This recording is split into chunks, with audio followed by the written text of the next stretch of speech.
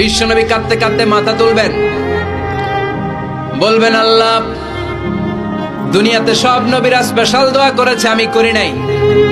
এবার আমি আমার স্পেশাল দোয়াটা করতে চাই, আপনি কবুল করবেন কিনা বলেন। আল্লাহ বলবেন, নবী কি আপনার দোয়া বলেন? বিশ্বনবী বলবেন, আমার একটা উম্মত যার অন্তরের মধ্যে যাররা পরিমাণ ঈমান আছে, একবার আপনারে আল্লাহ বলে ডেকেছে, একবার আমি বিশ্বনবীর উপর দুরূদ করেছে, একবার শাহাদাতের বাণী আমার যে গুনাহগার উম্মত দুনিয়ার বুকে থেকে ঘোষণা দিয়েছে, ওই একটা উম্মত যদি জান্নাতে ঢুকতে না পারে, আপনি আমারে জান্নাতে ঢুকাতে পারবেন না। আল্লাহ বলবেন, সাল তুতা, সাল সাল তুতা, ওয়াশফা তুশাফা, শাফাত করেন নবী করেন, যার জন্য দোয়া করবেন আমি কবুল করে নেব।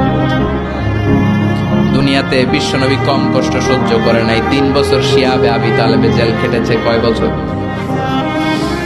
দুর্ভিক্ষের বছরগুলোতে বিশ্বনবীর পেটে দানা পানি ছিল না।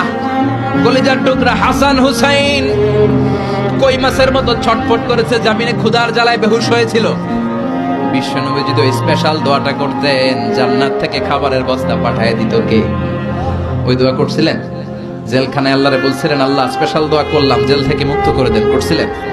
যুদ্ধের ময়দানে নিজের দাঁত ভেঙেছে, উহুদের ময়দান সাক্ষী, বিশ্বনবীর মুবারক রক্তে উহুদের ময়দান রঞ্জিত হয়েছে।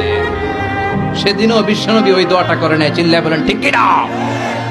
তায়েফের ময়দানে বিশ্বনবী কয়েকটা জায়গায়, 3 জায়গায় বেহুশ হলেন। বিশ্বনবীর মুবারক দেহ বেয়ে রক্ত ঝরলো। ওই কঠিন বিপদের দিনও বিশ্বনবী এই দোয়াটা করেছেন নাকি? কথা বলেন।